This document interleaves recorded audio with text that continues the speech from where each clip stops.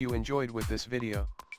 So, a new report from Korean publication The Bell suggests Samsung's Galaxy S10 Plus will also employ a new dual camera system up front. Now, although it's unclear which exact sensors will be applied in the new setup, the layout looks set to be inspired by the setup present on the Galaxy 8 and A8 Plus. Ultimately, this means that significant improvements to the bokeh effect are to be expected alongside the traditional jump in overall image quality.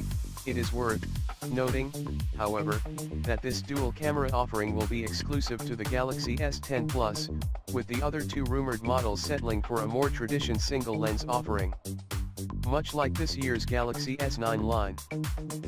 In addition to the selfie cameras, today's report also reconfirms recent information that claimed the largest model would boast a triple camera layout on the rear.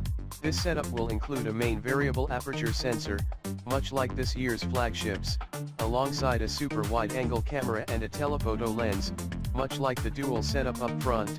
Though, the rear triple camera layout will be exclusive to the Galaxy S10 Plus. This means that those who purchase either of the other two smartphones will have to make do without a telephoto lens.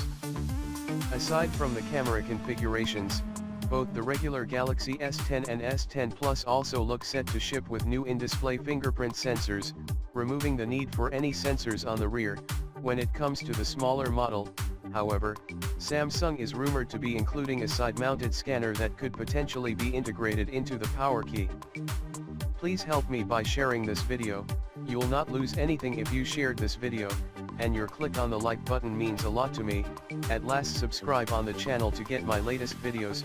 Thanks a lot for your time.